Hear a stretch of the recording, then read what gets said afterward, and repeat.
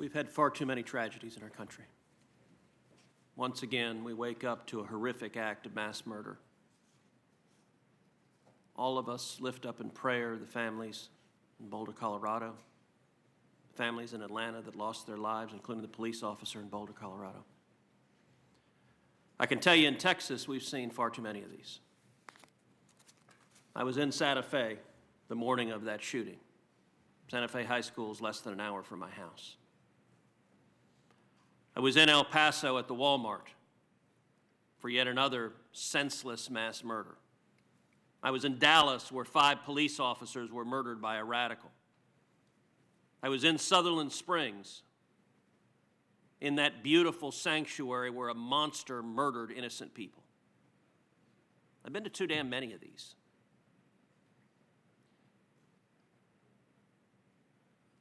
A senator from Connecticut just said, it's time for us to do something. I agree. It is time for us to do something. And every time there's a shooting, we play this ridiculous theater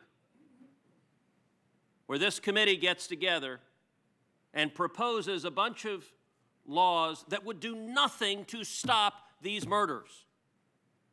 Senator from Connecticut just said the folks on the other side of the aisle have no solutions. Well, the senator from Connecticut knows that is false.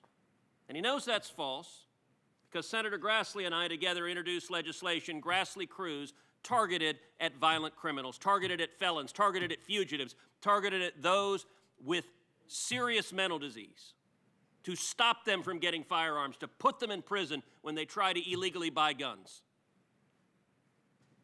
What happens in this committee after every mass shooting is Democrats propose taking away guns from law-abiding citizens because that's their political objective.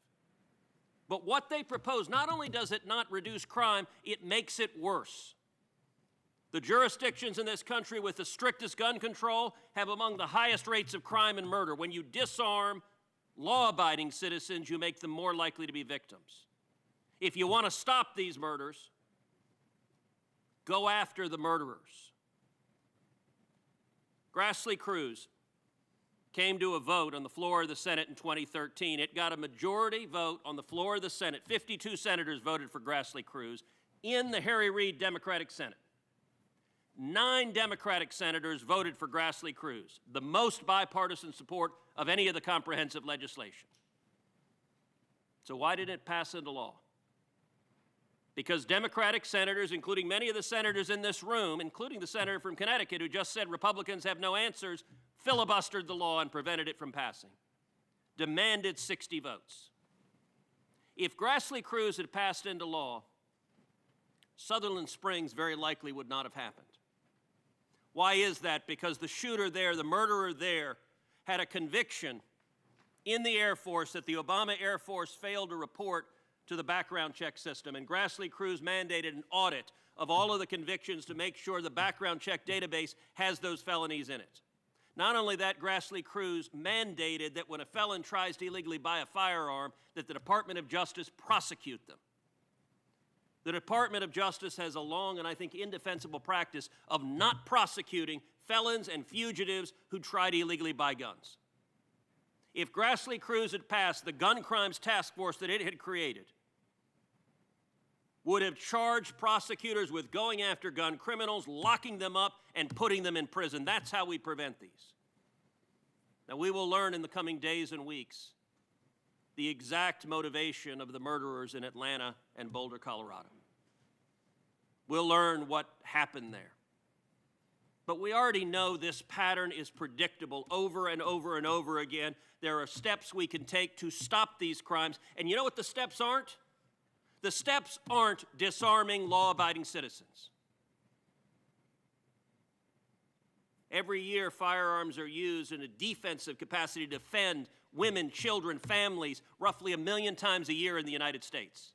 And the Democrats who want to take away the guns from those potential victims would create more victims of crimes, not less.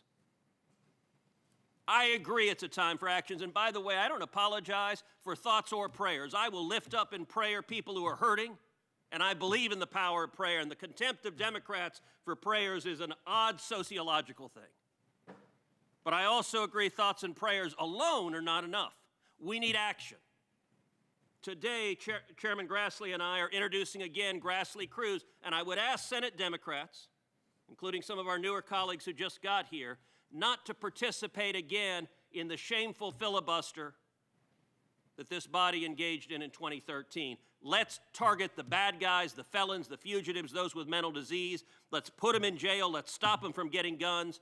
Let's not scapegoat innocent law-abiding citizens, and let's not target their constitutional rights.